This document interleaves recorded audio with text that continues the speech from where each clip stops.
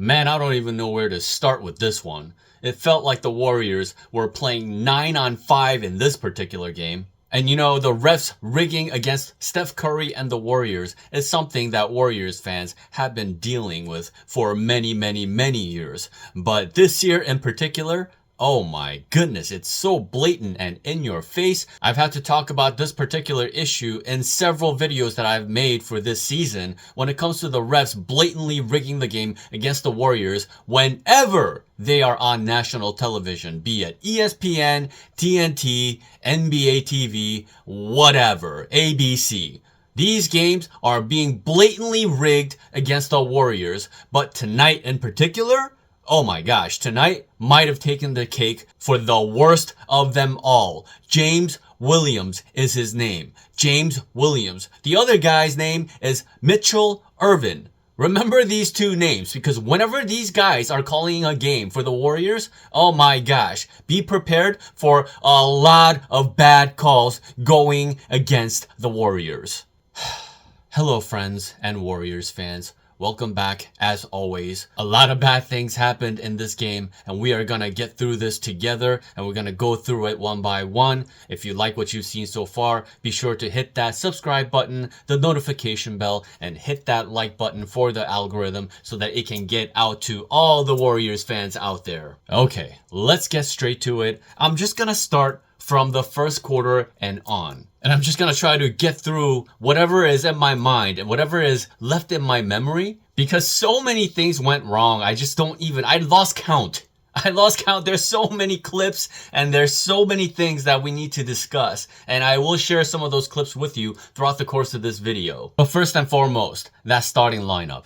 I don't know how many times I have to say it, but that starting lineup is not viable. Let me explain real quick why that starting lineup is not viable with Buddy freaking Hield still in that shooting guard spot and Quinton Post still in that starting lineup. First of all, two of the most vital positions when it comes to the game of basketball and playing successful defense is to ensure that your starting lineup has a POA in there.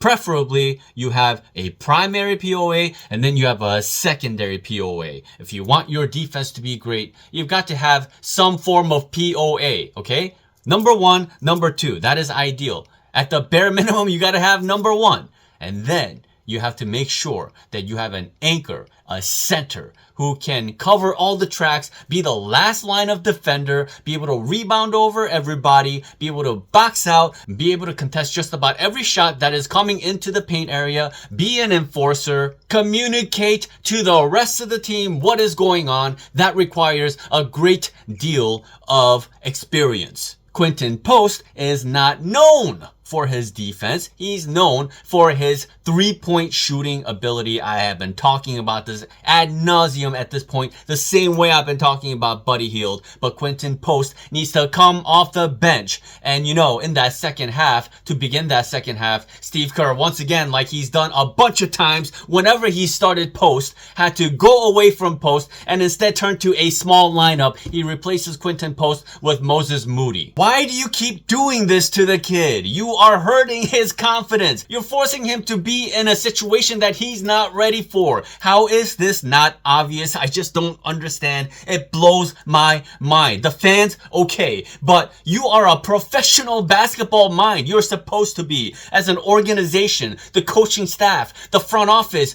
everything about this organization just screams no basketball mind, no common sense. And you're hurting his confidence and you're embarrassing him because he can't even start the second half of a game because that's how awful he was, because you started him in the game in a situation that he didn't belong in. Being a starting center in the NBA is no joke. That means you are one of the 30 best centers on the planet.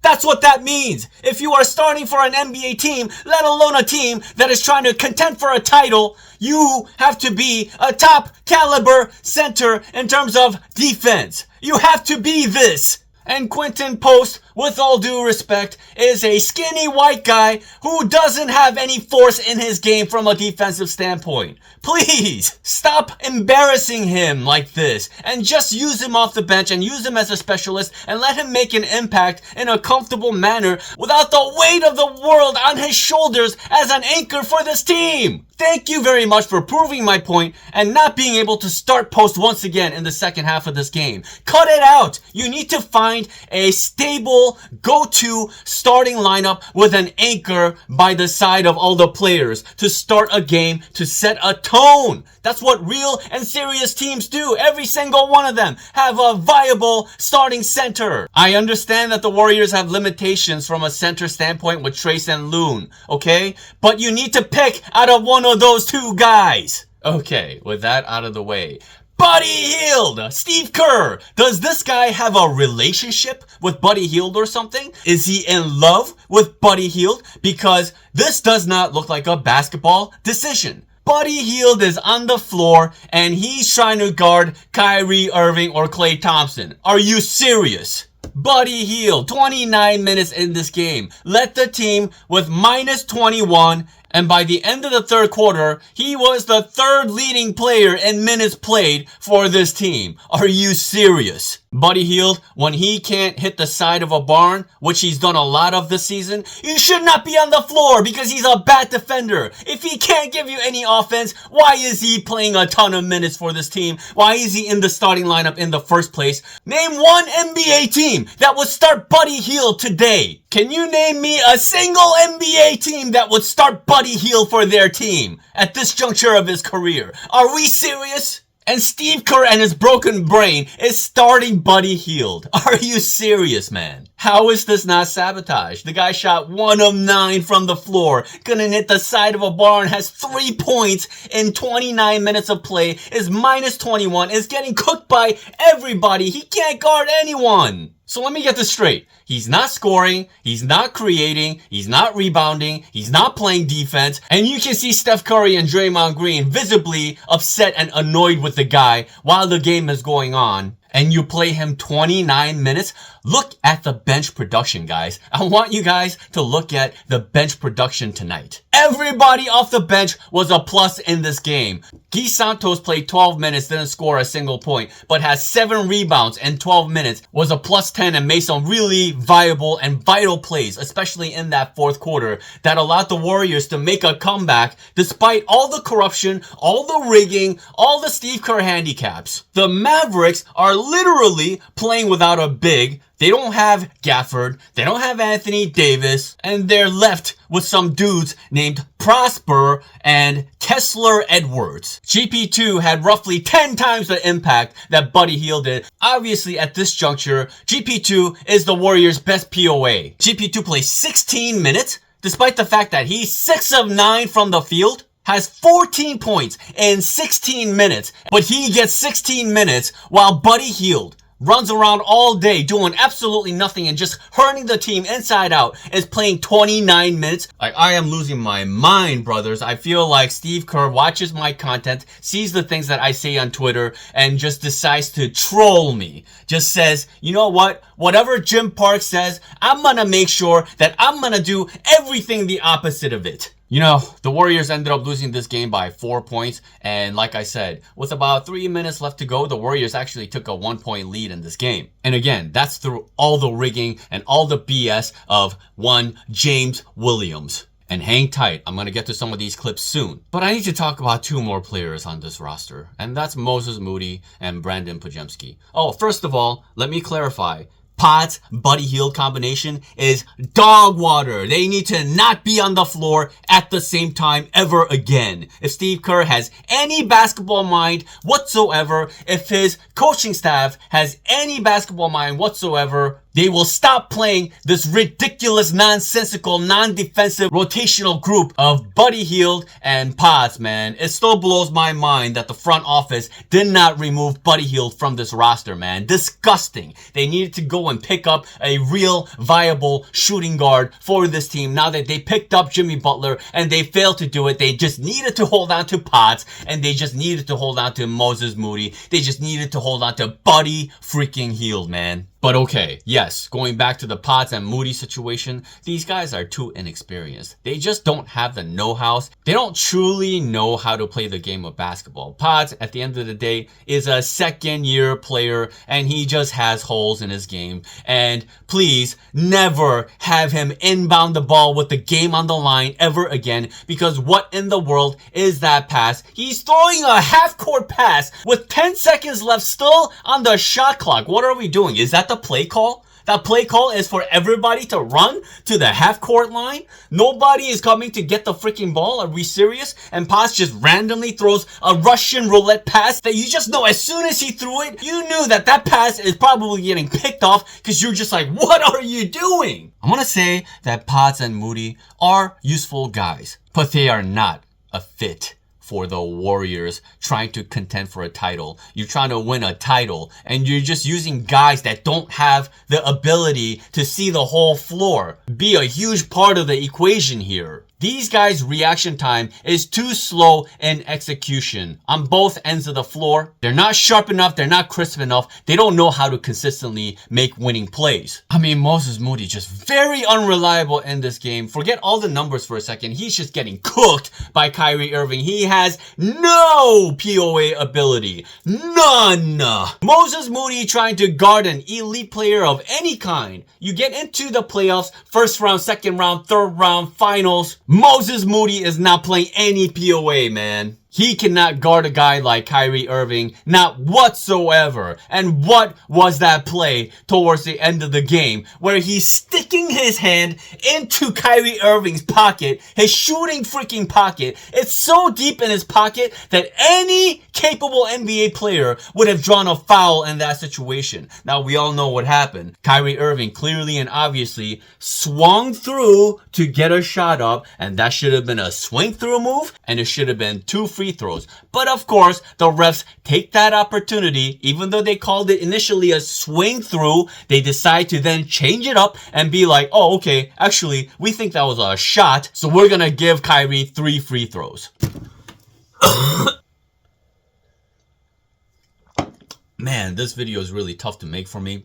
I'm still dealing with a sinus infection here, not feeling great, my ear is clogged, and I should be celebrating the Warriors' 3rd straight win, which they still haven't been able to get since November 15th, 3 months ago, by the way. But yeah, I'm not trusting Moses Moody or Potts in a 16-game situation. They have 2 open slots on their roster right now because of the trade for Jimmy Butler. They need to scour the G League. They need to scour whatever is left over in the buyout market and get some viable pieces, get some veterans, get some older guys that know how to play basketball. Because these guys are incomplete, man. They are incomplete players, and you generally have a really hard time winning a championship with a bunch of incomplete players in your rotation. You know, right now the Warriors have unsound, incomplete players that are too young to be contending level players, and then you have one straight scrub that's in the rotation in Buddy Hield. That's just not good enough. They need to fix that situation pronto. But okay, time to talk about the freaking refs.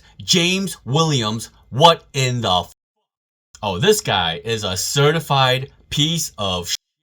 And he needs to atone for his sins. This guy is literally Donaghy 2.0. Like, guys, they are literally just doing it to our faces, in our faces. They were hell-bent on making sure that the Warriors don't go up in standings over the Mavericks, no matter what in this game. And it's so clear and obvious. It's not even funny. Let me show you some of these blatant plays. I'm sure you all obviously remember the freaking kickball that wasn't called. A kickball by the Mavs wasn't called, and then the refs huddled together and then said, oh, we had a false whistle, and then we're going to give the ball back to the Mavs, even though clearly there was a kick ball. Even if it was a false whistle, there was clearly a kick ball there. It's so obvious, it's not even funny. Look at this photo, man. The call was so blatantly false. The guy who kicked the ball was smirking and smiling all over the place, looking at the fans. Whatever he was looking at, he was smirking because he knows he got away with one that he had no business getting away with. And again, think about how close this game was. And think about how many times the refs influenced the call. Think about how many times Steph Curry got fouled in that third quarter and the fourth quarter and never got a whistle. Even Jimmy Butler couldn't get to the line no more than 6 times in this game. I mean, guys, I'm talking about blatant fouls here. I'm not talking about some ticky-tacky thing that could have gone either way or something. These are blatant fouls that are not being called. You know, the All-Star break is coming up. I'm going to have to take some time and I'm going to have to break down all the ways the refs cheated the Warriors. It's going to blow your mind. Man, just so many calls that hurt the Warriors in some way. I remember even a call that was technically in favor of the Warriors, it hurt the Warriors. So basically the Warriors had numbers. There was a box out situation going on. Pods ends up being wide open right underneath the basket on the left side. And he's going up for a free layup. But before he could do that, James Williams, once again, decides to call an off-ball foul on the box out, and then the layup ends up getting canceled. Yeah, man, there's so many bad calls tonight. Blatantly bad. The third quarter starts. The Warriors play great defense. The shot clock is running out for the Mavs.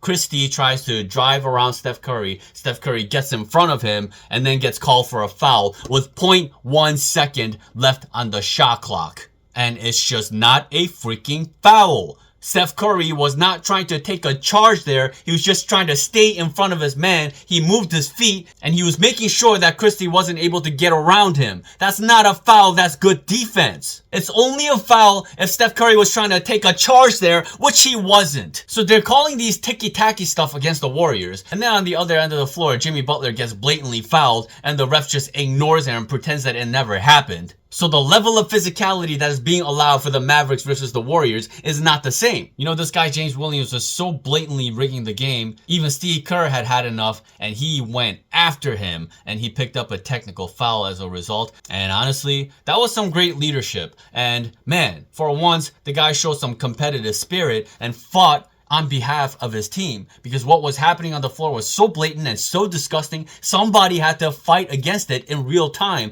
and Steve at least was willing to do that. I'm telling you, if and when Steve Kerr does a great thing, I'm always going to be complimenting it and even praising it if it's a great move, which we basically never see. It's always handicaps created by this guy that the Warriors have to constantly overcome. Literally tonight, 9-on-5, man. The 3 refs and Steve Kerr on top of the Mavs. Man, I could just imagine Jimmy Butler going around talking to various players asking, hey man, why is Buddy Hield starting for this team? Why is our coach playing this guy all day and night? What's going on here? Doesn't everybody around the league know what Buddy Hield is in this league? He's not a real player when it comes to playing against real competition on most nights. The guy's a fake scorer who clanks all the important shots against good teams, against important competition, against close competition. And this is obviously not a guy that the Warriors want to rely on in the playoffs as a starting player at the shooting guard spot. And honestly, he's probably not even going to be reliable coming off the bench for this team. He shouldn't be on this team, and he shouldn't be played anywhere near as much as he's being played. How the heck did this team prioritize Buddy Hield over Kyle Anderson, man? Like I said, no basketball minds in this organization. Bro, literally my left eye was twitching watching Buddy Hield trying to play a game of basketball. My eye was twitching because he's just terrible. He's terrible out there.